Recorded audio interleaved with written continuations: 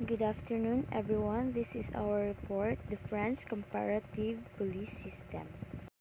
Brief history of the police organization of France. Early origins in the Asian regime. During the Asian regime, the Marechaussee, a mounted military police force, was created in 1306 by King Philippe le Bel. This force served as the formal law enforcement arm of the country under King Louis XIV. So, sa panahon kang Asian regime, ang person ni Marechaussee is nakasakay sa pulisya ng militar. Naging likha kang 1306 ni Haring Philippe le Bel. So, ang porsa nga dyan, nagsilbi nga formal nga tagapagtupad kang batas sa bansa sa idalim ni Haring Louis XIV. The next is the French Revolution and Napoleon. The French Revolution saw the Marechaussee renamed as the Gendarmerie Nationale in 1791. Napoleon Bonaparte further centralized the police system, creating a structure that remains the foundation of modern French law enforcement. The French Revolution, mudya ang pag-ilis kang ngaran kang Marechaussee into Gendarmerie Nationale kang 1791. Tapos, gin-centralize pagitana ni Napoleon Bonaparte ang nga sistema kang nga kapulisya. So, mo dyang naglikha ang isang kastruktura nga panatili sang pundasyon kag pangmoderno kapag patupad kang batas sa France. Next, the 19th century developments. The 19th century saw the emerge of the uniformed police and the Sûreté, a detective organization in Paris. The Sûreté's regional crime squads were implemented to combat a surge in crime. Okay, so kang 19th century, amo dyan ang paglitaw kang mga uniformed kang mga pulis kag ang Sûreté. So ang Sûreté nga dyan is ang isang ka-organisasyon nga detective sa Paris. Amo dyan ang regional crime squad nga ginpatupad upang malesen ang pagtaas kang crime sa andang lugar. Okay, so next is the post-World War II reorganization. After World War II, France faced challenges related to the Algerian War, terrorism, and the Ban Barca scandal. These events lead to the reorganization of the Police Nationale under President de Gaulle.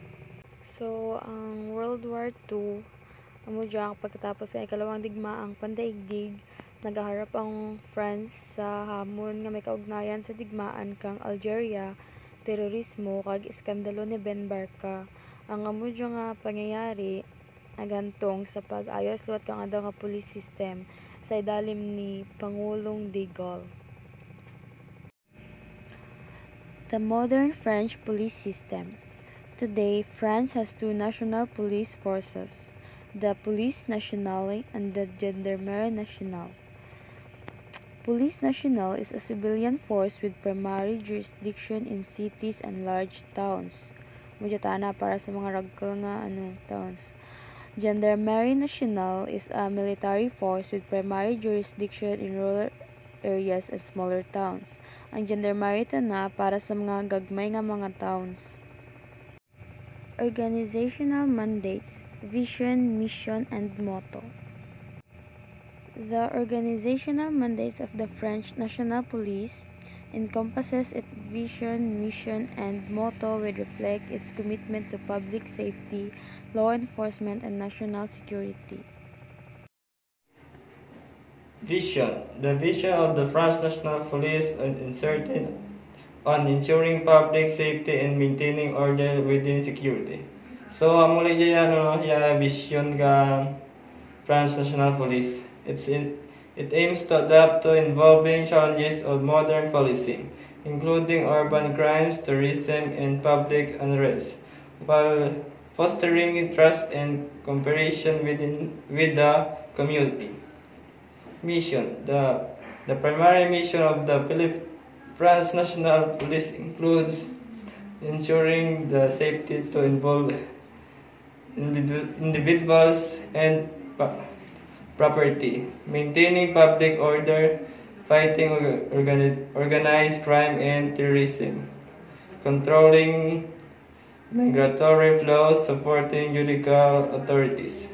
Motto: Propartia vigilant, they are watching for their country. So as you can see, this is the organization structure of France. So first is the president. President is elected directly by the people for a 5-year term. The president holds significant power in foreign policy, national defense, and appoints the prime minister. Next is the prime minister, appointed by the president. The prime minister is responsible for the domestic policy and the administration of government operations. They must maintain the confidence of the National Assembly, the lower house of parliament. After the prime minister, next we have the parliament. So the parliament consists of 2 houses, the National Assembly, Amarang lower house, and the Senate, Amarang upper house. The National Assembly has the power to overthrow the government through a vote of no confidence. So next we have the Constitutional Council.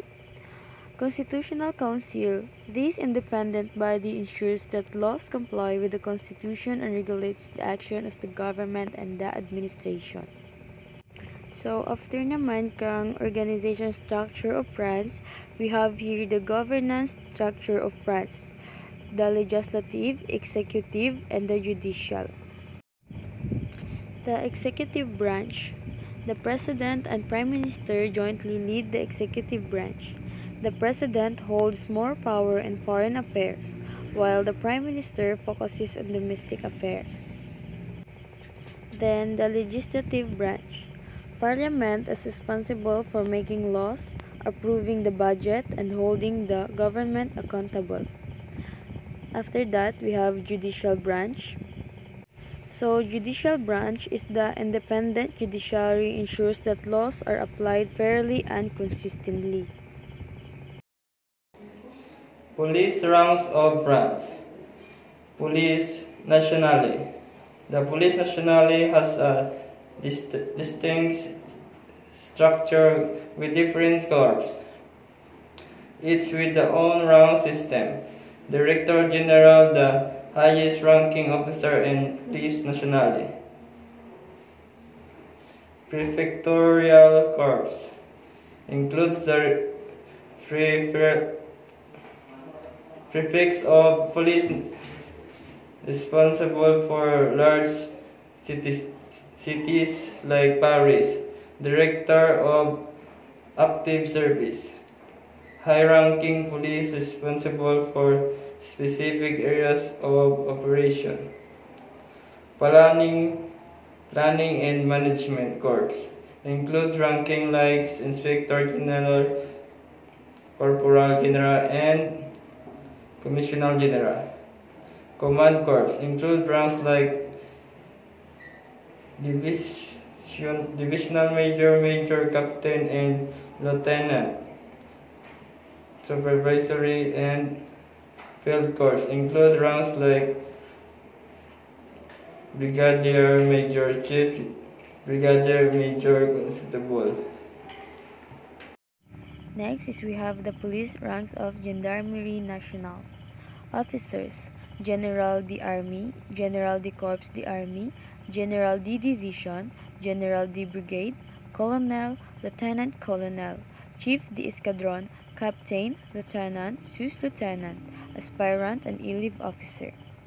Non-commissioned officers: Major, Adjutant Chief, Adjutant, Marichal des Loges Chief, Gendarme, Gendarme Sous Contrat, Gendarme Adjoint, Marichal des Loges, Gendarme Adjoint Brigadier Chief, Gendarme Adjoint Brigadier, Gendarme Adjoint Premier Classe, and Gendarme Adjoint.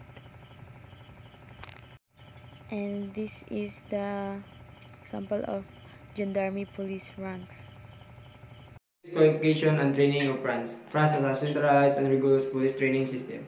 To become a police officer in France, you must eligibility requirements: be French citizen, be between 17 to 35 years old, have a secondary education, be in good physical and mental health, and have a clean criminal record. Competitive selection process. This includes written tests, physical tests, and oral interview. Police academic training such as law, firearms training, self-defense, and practical exercise criminal investigation. Public order management and community policing. Career progression. After a successful probationary period, officers are granted permanent status with the force. Specialized training. Undergo a 2-year training program at the higher school of the National Police, alternating theoretical learning with the practical experience. Ongoing professional development. Police officers are required to participate in ongoing professional development programs. Police agency performance of France. Positive aspects. High public trust. At a 2023 survey revealed that over 3/4 of French citizens trust the police, with a higher levels among retired people. Strong image. In 2019, 74% of respondents reported having a good image of the police, with a 23 stating they had a very good image. Dedicated officers. The majority of police officers feel useful in their profession, and the force has a strong sense of duty and commitment to public safety.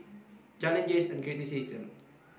Systematic racism, highly publicized cases of racism, violence, and even homicide have eroded public trust in the police, particularly among minority communities.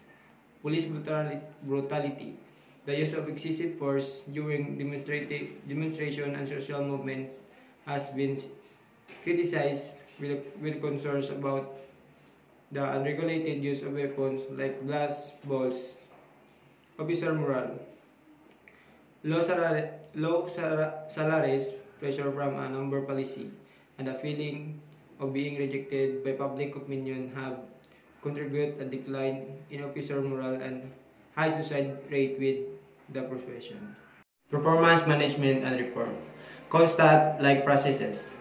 France has implemented performance management system similar to Comstat, focusing on data-driven strategies and crime reduction.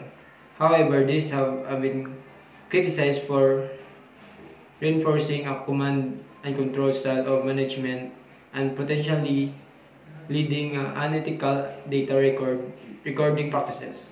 Political influence. Police performance management has been used as political tool, emphasizing results for the minister or government in charge rather than genuine improvements in police efficiency and legitimacy. So that's end our report. I hope may na tunan ka mo kag may naintindihan ka mo. Thank you.